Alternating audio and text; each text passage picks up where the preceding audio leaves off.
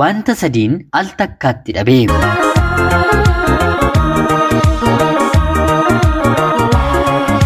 Yeroodhaaf maqaa kiyya himachuun barbaadu kanan dhaladheetti guddadhee Jiituu Magariituu Oromiyaa keessatti. Barnoota kiyyallee kutaa 1 hanga 12tti maatii koo biratti ergan baradhee booda kutaa 12 ergan xumuree booddee immoo carraa yuunivarsiitii argadheen barnoota Construction Management yookiin immoo KOTAM jedhamuutiin waggaa 5 baradheen qabxii gaariidhaan eebbifameen hojiitti bobba'eera. Akkuman barnoota koo xumuretti carraan hojii yeroo sana jiru harka caalaan gurmaa'uudha. Anis jalqaba irratti carraan filadhee hojii barbaadeen qacarameen dhaabbata konistiraakshanii keessa hojjechuurra jalqabuma ganamaan gurmaa'een dhaabbata konistiraakshanii dhuunfaa kiyyaa dhaabbachuu ture. Kana yaaduuf immoo kan na gargaare obboleessi kiyyaa waggaa 10 dura magaalaa Finfinnee dhufee jiraachuu jalqabee namoota hedduu bulchiinsa magaalaa keessa dalaganii waliin wal beekuu isaati. Wal beekuu qofaa miti. Bulchiinsa magaalaa keessatti ofiisaallee qacaramee waggaa 2-3 hojjetee ture. Maarree kuni gandoota magaalaa Finfinnee bakka garaagaraa keessaa waraqaa eenyummaa bilisaan dafee akkan baafadhuu fi bakkoota garaagaraatti dhiphina tokko malee akkan gurmaa'ee carraa piroojeektii hojii argachuuf kan naaf bal'isu naaf ta'e. Obboleessi kiyyaa ana waliin haadhoo garaa tokko keessaa baanus haa ta'uutii garuu isaa fi isatti aanee kan dhalatu mana haadhaaf abbaa kootti mana maatii kootti hin guddanne. Karaa haadha keenyaa akkoo fi akaakayyuu keenyatti biratti guddatanii. Kanaaf nuyi maatiidhaan walii galaan nama 8 isaan lamaan hojii qabataniis bakka gaarii gahanis haadha keenyaa fi abbaa keenyaafis ta'e nuyiif obboloota isaaniitiif bakka guddaa hin qabaniin. Yeroo magaalaa Finfinnee deemnu mana isaanii bullee dabarra. Hojiis yeroo barbaaddannu manuma isaanii teenyee barbaaddachuun ala gargaarsa garbaraa akka obbolaatti akka qabeenya isaaniitti nuuf godhan hin jiru. Kun anaanis ta'e obboloota koo baay'eetti nu aarsa. Baruu nutis jabaannee hojjennee akka isaanii qabeenya horachuu qabna kan jedhu hawwii guddaas of keessatti yeroo suman horadhe. Haatii fi abbaan koo maatii baadiyyaadha. Jaalalli isaanii ajaa'ibaa. Nama jaalalaaf fakkeenya ta'u ni beektu mitire. Haatii fi abbaan koo fakkeenyummaan jireenya isaanii jaalala guddaa nuufis ta'e hawaasa naannootiif kan barsiisu. Hanga lamaan isaaniiyyuu addunyaa kanarraatii darbanitti waamicha bakka gaddaas ta'e bakka gammachuu wal qabatanii deemu. Abbaan koo hiriyoota dhiiraa gara biraa hin qabu. Haati kiyyas hiriyoota durbaa gara biraa hin qabdu. Waliif hiriyootadha. Walitti bu'anii sagalee isaanii ollaa miti nutuu dhageenye hin beeknu. Turtii gaa'ela isaaniitiinis waggaa 50 ol waliin jiraataniiru. Ijoollummaadhaan umrii mana 10 keessa wal fuudhanii hanga waggaa 50 gaa'elaan darbanitti waliin jiraachaa turanii. Qoosaa fi haasoon isaanii nyaata malee oolchee nama bulchaa. Akkanuma otoo wal jaallatanii immoo haati kiyya abbaa koodhaan erga ani dhaladhee booda kanaan booddee siif da'uu hin danda'u fuudhii dubartii gara biraa kaadhimmadhu jettee ni kadhattee ni turte. Yeroo kanatti abbaan koo ati maal natti hanqistee jennaan haadha manaa gara biraa fuudheen maatii gara biraa dhaabbadha jedhee ishee didaa ture. Bara ta'e haati kiyya otoo ani hin dhalatiin baay'ee dhukkubsattee waggaa 7 oliif sareerra ciistee turte. Maatiin isaa dhukkubsattuu kana maal goota ishee dhiistee haadha manaa gara biraa hin fuutuuyii hanga yoomiitti raammoo kana waliin rakkatta jedhanii abbaa kootti ka'anii turanii. Haa ta'uutii garuu abbaan koo dhukkubsattee miti duuteeyyuu haadha manaa koo irratti nama biraa hin ilaalu jedhee jichee haati manaansaa hanga fayyituu fi miili ishee lafa qabatee hanga deemutti akka haadha manaa ta'ee gola galee bilcheessee danfisee haadha manaasaa gargaaraa wal dhaannachaa ture. Hiriyoonni isaa rabbi hojii kee argeeti nama du'uu qabu siif hambisee waggaa dheeraa si waliin jiraachise jechuun hanga ammaatti akka seenaatti namoonni maatii keenya beekan nutti odeessu. Anis hawwiin koo gaa'ela akka isaanii dhaabbachuu ture. Gurmaa'een piroojeektiin hojjedhu otoo barbaachaa jiru immoo maddiitti barnoota arkitekcharii obboleessi kiyya hangafaa maal siif godha otoo inni naan jedhu barachaan ture. Sababiin isaa immoo wantin gara fuulduraatti fuulleeffadhee ilaalee waan jiruufi. Kanaan eebbifameen baatii 5 booddee piroojeektii tokko anaa fi hiriyoota koo 7 waliin gurmoofneef qarshii 200,000 nuuf kennisiisu nan argadhe. Yeroo sana qarshii 200,000 jechuun maallaqa guddaadha. Kallacha maallaqa sanaan homaa tokko otoo hin godhin konkolaataa piikaappii waggaa dheeraa hojjetteettu caccabduu tokko ittiin bitadhe.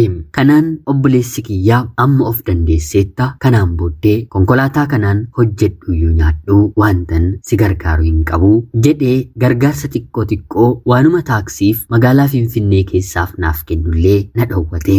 Otuu dhabdanii beektu qabaachuun kiyya konkolaataa makanaa, dhabuun kiyya immoo hojiiwwan xiqqoo konkolaataa kanaan hojjechuun hin danda'a.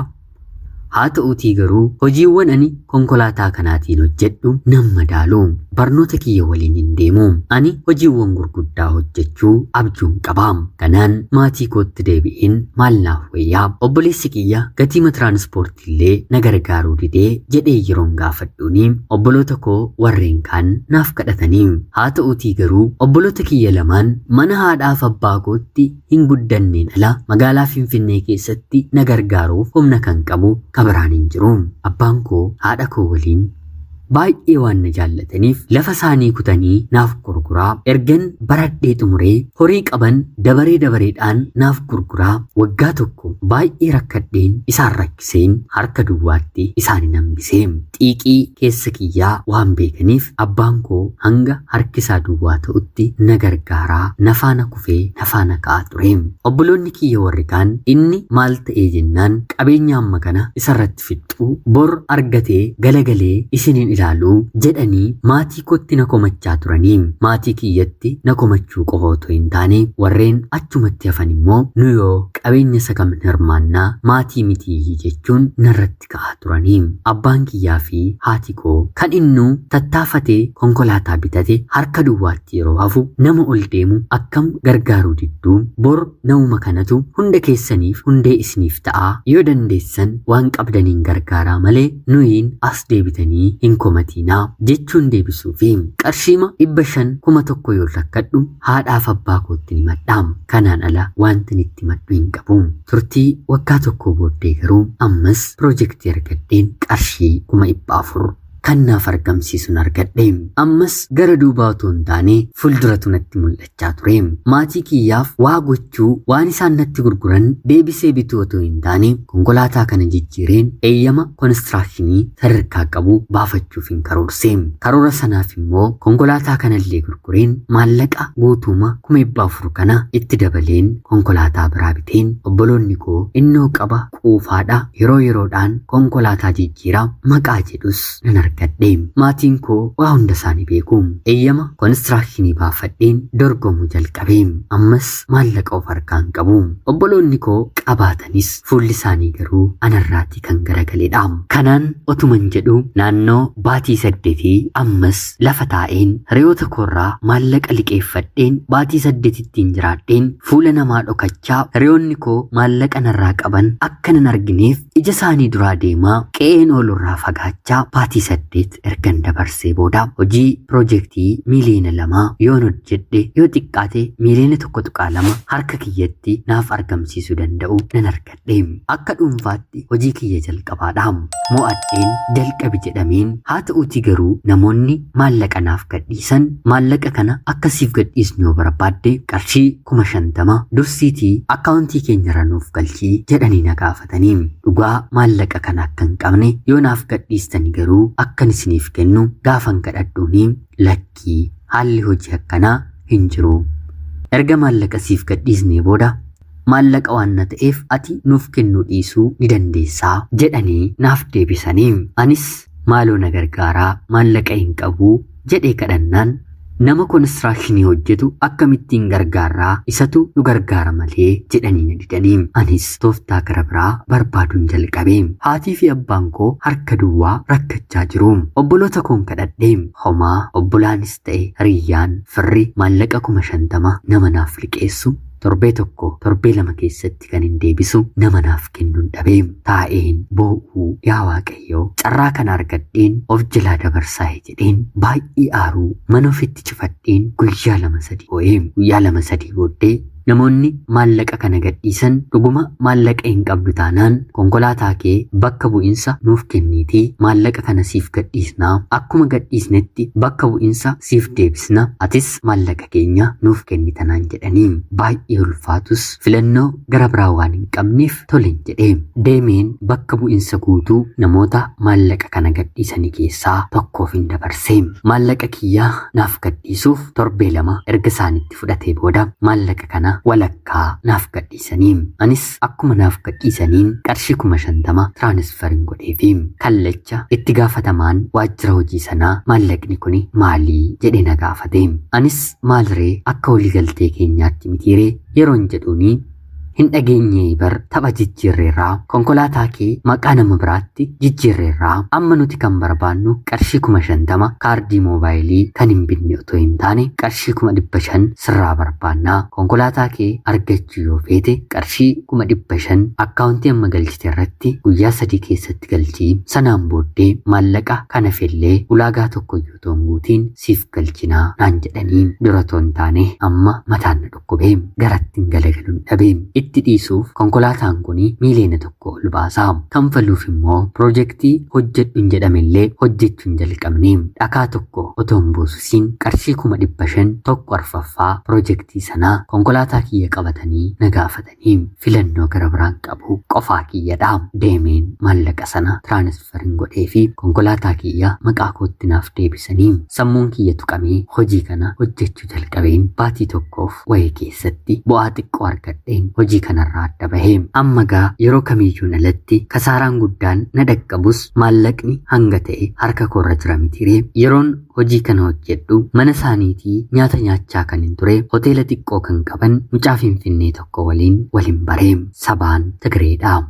Jaalala keessa seennee wanta na mudateef natti siqxee bor ati kanaa ol hojjechuu dandeessaa kanatti hin gaddiini naan jettee jaalala yeroo murtaa'eenis mana tokkotti walitti gallee waliin jiraachuu eegallee amma immoo maallaqan argadhe sanaan qarshii xiqqoo qofa of harkatti hambiseen meeshaa mana keessaa guuteen yeroo sanatti qaalii kan jedhamu qarshii 7,000 kondominiyeemii abbaa ciisicha 2 kireeffadheen waliin jiraachuun eegalee ammallee maatii kiyya rakkataa jiran gargaaruuf harka kiyya gara isaaniitti hin goone milkii naaf taate ta'e hin beeku haati manaan kiyya ishii waliin jiraachuu jalqabeen baatii 3 akkuma xumureen piroojeektii qarshii miiliyoona 5 argadhe sun ammallee ulaagaa qaba dhaabbanni konistirakshinii biyya kanaa maallaqa yoo fudhate malee maallaqa namaaf hin gadhiisu akka duraa rakkoo keessa hin seenu jedheen maallaqa isaan na gaafatan konkolaataa kiyya baankii qabsiiseen kenneefiin maallaqa sana baafadhe maallaqa mana bareechuuf waan ani itti fayyadameef maallaqni guddaan narraan turre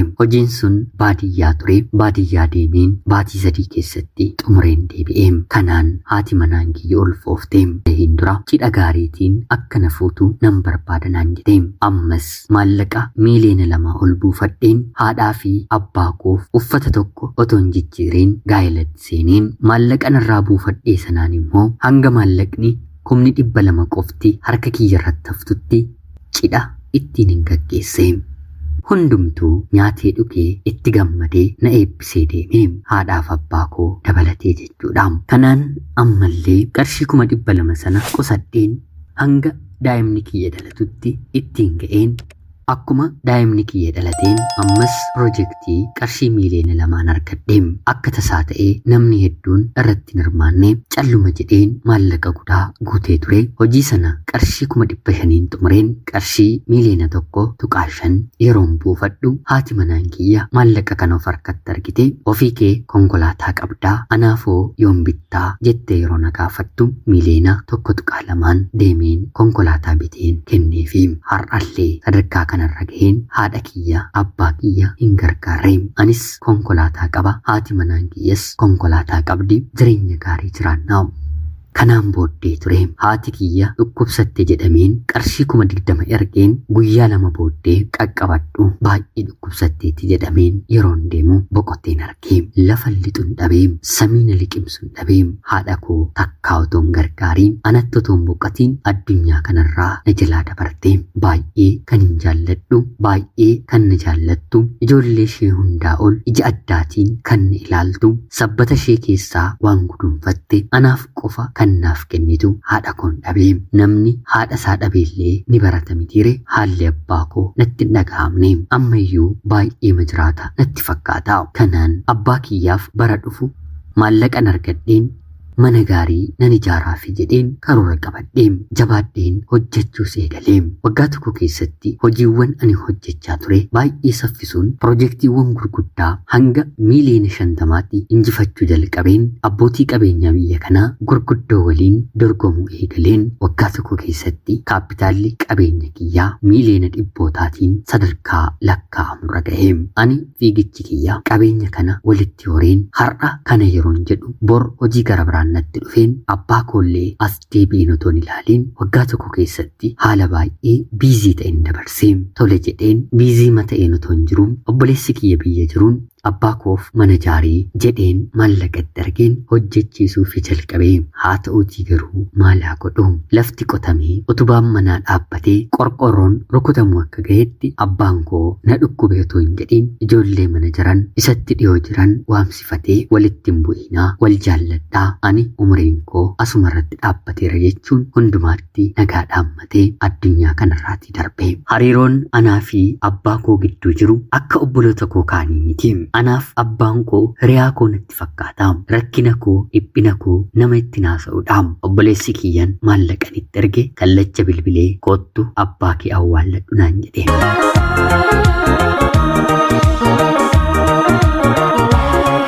Akka tasaa ta'ee daandii guddaa magaalaa Finfinnee irratti saffisaan konkolaachisaan tureem. Namni gara biraanis ana waliin hin turreem. Bakkan konkolaachisaa jirutti qaamni kiyya guutuun hadoodee hojii dhaabee saffisa kanaan konkolaataan duubaanis fuulduraanis natti bu'ee dugda kiyyaa fi miilli kiyya lamaan baay'ee miidhamee. Awwaalcha abbaa koo irrattis otoon hirmaatiin lubbuudhaaf rabbi na oolchee mana yaalaan galeem. Hanga torban lamaatti guutummaa guutuutti of hin beekun tureem. Maal akkan ta'e maal akka na mudate torbee 2 boodee obbolaa koo wayyaa gaddaa uffatanii na fuuldura dhaabatanitu anatti himee baay'een gaddeem baay'een aareem. Abbaa koofis otoon ta'in haadha koofis otoon ta'in otoon qabeenya amma kanaa qabu of biraa isaaniin dhabeem. Mee akkamii fayyaan kee jedheen hojii koo dhiiseen guyyaa tokkollee ofitti waameen mana yaalaa geesseen otoo wal'aansisiin abbaan koo na dhukkube otoo naan hin jedhiin addunyaa kanarraatii na jalaa darbee. Maallaqa guddaa nan qabaa. Haa ta'uutii garuu ani bakka hin jirretti hojiin gara biraa hojjetamuu maallaqni gara biraa dhufuu hin danda'u mitiire. Baatii 4 sireerra hin ciisee baatii 4 booddee yeroon wiilchariidhaan mana keessaa deddeebi'uu danda'u haati manaan kiyya guyyaa tokko qofa akka na waliin ciisuu taatee ulfaa'eera naan jettee. Baay'een shakkee amanuun dadhabee. Haa ta'uutii garuu taa'umsuma kanarraayyuu na darbattee lubbuma kooyyuu baasuu waan dandeessuuf tole jedhee fudheen tooftaattiin haadha manaa koon hordofuu barbaaduun eegalee. Akka tasaa ta'ee yeroo nuti waliin barannu barnoota kompiitar saayinsii kan barate biyya hambaa kan jiru hiriyaa kiyya tokkotti bilbileen haalan keessa jiruun haasofsiisee. Milkaa'ina jireenya koo kan ganamaatti baay'ee naaf gammaduun rabbi ammallee kanaa ol siifaaf eebbisunaaf jechuun tooftaa haadha manaa kiyya ittiin hin sakatta'u oolmaa ishee ittiin hin beeku lakkoofsa bilbilaa ishee qofa erguufiin naaf hidhee gara moobaayilii kootti naaf ergee. Haati manaan kiyya jaalallee ishee duriitti jaalallee ishee ijoollummaatti jaalalaan deebitee yeroo rakkinaa kana isaatiin hirkoo godhattee dabarsaa jirti. Haala dubbii isaaniitiinis jaalalleen ishee suni daa'imni lammataa kan koodha jedha. Isheen immoo lakkii kan abbaa manaa koodha jetti. Kana gidduutti lamaan isaaniiyyuu waliin galanii baatii tokko miilli kiyya ol jedhee xiqqoo deemuu otoo danda'u haa ta'uutii garuu dhimma kana otoo hin xumuriin dhaabbadhee deemuu hin qabu jedheen sakatta'uu kootti hin fufee. Booddee irratti manas fiddee wal barii mucaa firaadha naan jettee wal barsiistee mana koollee deddeebi'uu yeroo jalqabutti guyyaa tokko dookumentii koo manaa baafadheen obboleessa kiyya bira taa'een hojii barbaaddachaa ture bira dhaquun poolisiitti naaf ergee harkaaf harkatti akka naaf qabsiisu obboleessa kiyyatti machuun haadha manaa koo sireerratti harkaaf harkatti qabamanii mana adabaa seentee. Kanaan guyyoota muraasa hidhamtee gadhiifamtee daa'imni kuni ani kan koo miti yeroon jedhuun gaafa dhalatu DNA'nsaa haa ilaalamu jedhame. Anis tole jedheen DNA'nsaa yeroo ilaalamu daa'imni dhalate kan koo miti. Walirraa adda baanee qabeenya nuradhe walakkaatti rattee dubartiin akka tasaatti jireenya kootti dhufte dadhabbii tokko malee anarraa adda baate. Mucaa kiyya jalqaba irratti deessellee yoo barbaadde guddifachuu dandeessanaan jettee natti dhiistee deemte. Haa ta'u dhala koo guddifachuu natti ulfaatu. Haa ta'uutii garuu jaalala abbaarraa jaalala haadhummaatu waan caaluuf hanga kanaatti garaa nutti jabaate. Edaa keessa namaa beekuun qalbii namaa hubachuun baay'ee ulfaataadha. Murteessaadha kanneen jedhaman jireenya ofii keessatti haadha abbaa fi haadha manaa ofii bifa kanaan hin dhabe. Lamaan duuti yeroo narraa fudhatu. Haadha manaa koo immoo abshaalummaadhaan jireenya koo keessaa baate. Cabni kiyya konkolaataan na rukute yeroo yeroodhaan naaf fooyya'aa dhufe waggaa tokko yeroon guutummaa guutuutti fayyeen konkolaataa qofa haga har'aatti konkolaachisuu hin danda'u. Har'a taateen kun erga narratti raawwatee waggaa 3 fixeera. Waggaa 3 kana keessatti hojiiwwan gurguddaa akka biyyaatti jiran deemeen dorgomeen hojjechuu kan hin danda'u. Jireenyi na jibisiisee hojjechuun maatii ofiif kan hin buusne tokkommoo dhufee walakkaatti rate. Kan namarraa adda baatee maaliif hin fiigaa maaliif hin dhamaa jedheen daa'ima kiyya mana keessatti haasofsiisaa nyaata hojjechaa fi mana gamoo guddaa keessa ana daa'ima koo fi gargaartota mana koo 2 waliin jiraachaan jira. Yeroo hedduu kan hin dabarsu daa'ima kiyya waliin xiqqoo boqonnaa kan argadhu yeroon ishee ilaalu. Hundumtuu na dhiisanii deemaniiru ana biratti kan hafe isheedha. Anaaf daa'imni kiyya har'a lubbuu koodha. Mana barumsaa nan geessaanii mana barumsaatii nan fidaa. Hojiin koo kana qofaa ta'ee maallaqa qaba, ogummaa qaba, eeyyama qaba. Haa ta'uutii garuu hojjedhee jiraachuun sababa kanaatti baay'ee na jibbisiise. Seenaa kiyya kana qooduuf kan hin murteesse yeroo darbe toora intarneetii irratti dargaggeessi tokko miindaansaa baay'ee xiqqoo ta'ee ishuma xiqqoo sanarraayyuu hiriyoonni isaa siinuu hin gahu bakka maal haadha kee gargaartaa yeroo jedhaniini tarii yeroo nani qabeenya horadhu immoo haati kiyya lubbuudhaan jiraachuu dhiisuu ni maltii kan jedhu dhagaheen duuti haadhaaf abbaa koo akka haaraa natti ta'ee torbee 2 seenaa kana dhagaheen dhukkubsadheen abshaalomuun dadhabe jedheen of komadheen boriif garuu seenaan kun gochaan kun sirrii akka ta'ee fi haadha ofii abbaa ofii nutti ama'an nutti ifaajan waama xiqqoo yeroo argannu garagallee ilaaluu akka qabnuu fi yeroo yeroodhaan to'achuu har'a gahuu keenyatti isaan utubaa waan nuuf ta'aniiruuf isaan malee guyyaa har'aa kana yaaduu waan hin dandeenyeef yoo nuuf milkaa'es yoo nuuf milkaa'uu baatus waan qabnuun sagalee keenyaan illee ta'uu mala gargaaruunii jabaadhaa isiniif jirra jechuun barbaachisaadha jechuuf seenaa koo qooduun murteessee ani har'a baay'ee gaabbeera. Qabeenya horadhe kana keessaa haatiif abbaan koo nyaata gurshaa afaan tokkoon arganne inumaa walakkaatti kan na jalaa qooddatee deeme anarratti dhiira gara biraa kan dabalatte haadha manaa koodha. Jaalala akka tasaatu wal nama barsiisa. Haa ta'uutii garuu dubbiin gaa'elaa kun keessumaa immoo bara kana dhabuu argachuu fayyaa ta'uu fi fayyaa dhabuu irratti kan hundaa'e waan na ta'eef mana ofiif jiraachuun waanuma jiru ta'eef haa ta'uutii garuu maatii ofii keessaa dagachuu kan jedhu barbaachisaa miti. Hanga lubbuudhaan jiranitti hanga humna keenya maatii keenya bira dhaabbachuun bashannansiisuun waan isaan jireenya isaanii keessatti hin argine wanta humni keenya danda'u argisiisuun barbaachisaadha jedha. Kana ta'uu baannaan garuu otoo ijji keessan argu har'an gargaara boruun gargaara iftaan hin gargaara akka kiyyotoo jettanii dabareedhaan waggaa tokko keessatti maatii ofii nama jaallatan otoo umurii guutuu isaaf jiraatanii nama hin gaabbine of biraa dhabuu hin dandeessu. Ani haadhaaf abbaa koof gaa'ela dhabeen umurii koo guutuu otoon jiraadhee nan gaabbisiisu. Sababiin isaa immoo har'a kiyyaaf riqicha kan naaf ta'an isaanii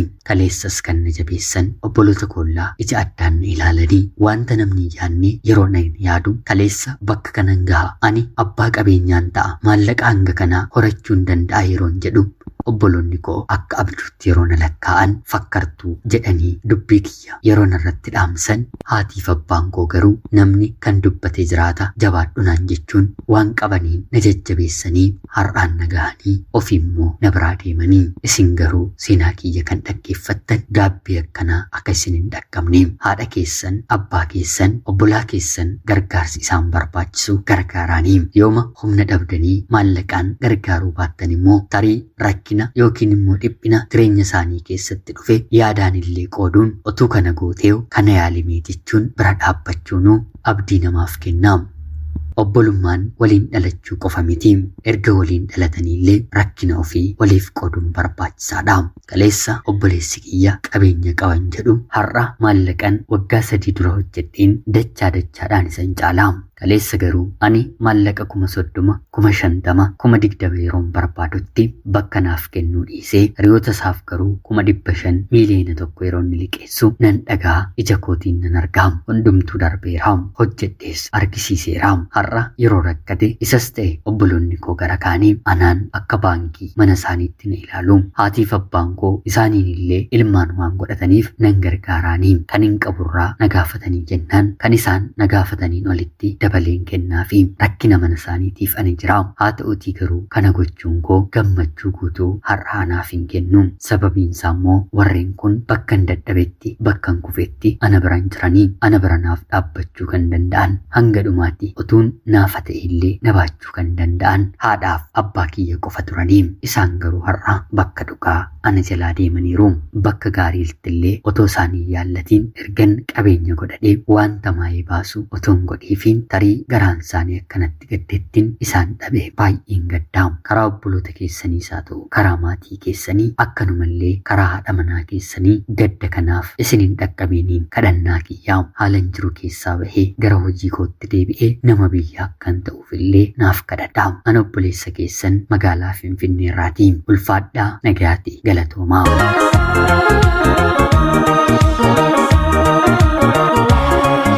Yuyyaa shamaa akkam jirtu kabajamtootaaf hordoftoota qophii keenya. Nagaaf jalalli tokkummaan bakka jirtan hundaatti hunda keessaniif yaa ta'u jecha guyyaa irraallee seenaa ajaa'ibaa obboleessi keenya tokko nuuf qoodee siniif dubbiseen hin ta'a.